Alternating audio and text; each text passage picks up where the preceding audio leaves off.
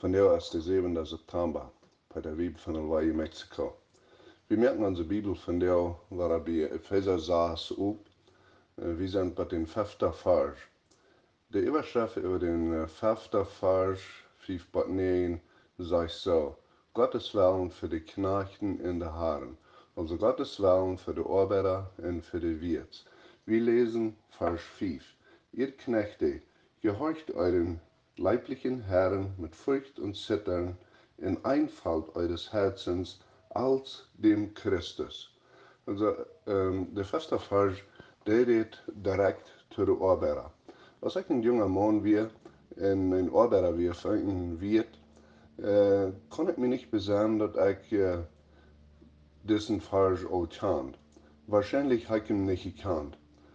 Aber das ist sehr wichtig, dass Arbeiter diesen Vers kann, dass die diesen Aufschnitt kann und auch ausleben. Das zeigt hier, dass die Knechten ihre leibliche Herren sollen gehorchen, also respektvoll sein. Das sagt hier mit Furcht und Zittern. Das meint nun nicht, dass ein Arbeiter mit Angst haben für sein Wirt. Das meint, er soll in Demut respektvoll seinen Wirt gegenüber sein. Drittens soll man den Dienst mit einem guten Gewissen und mit einem treuen Hart tun.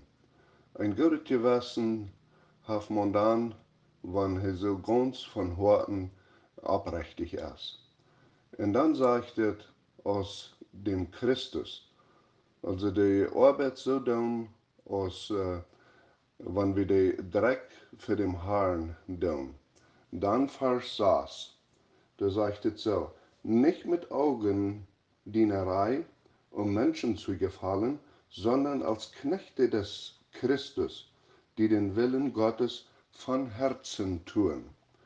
Das dreht hier zu Sklaven. Zu dieser Zeit, dann wir ein Großteil von den Sklaven, dort wir Christen. Also sie haben Jesus Christus angenommen. Da entspricht Paulus den Sklaven, also die Arbeiter, sein Motto, dass sie ein gutes Zeugnis sollen haben. Und er sagt auch, die Arbeiter, sie sollen immer sorgfältig arbeiten. Nicht bloß für den, wenn der Wirt zu gehen ist, sondern immer an denken, dass wenn mein Wirt mir nicht sitzt, aber der Herr im Himmel, der sitzt mir doch. Also wenn ein Arbeiter die Arbeit nicht so gut, nicht so besichtigt, wenn der Wirt nicht da ist, dann ist er nicht ganz aufrichtig. Dann lesen wir Vers 7. Dient mit gutem Willen dem Herrn und nicht den Menschen.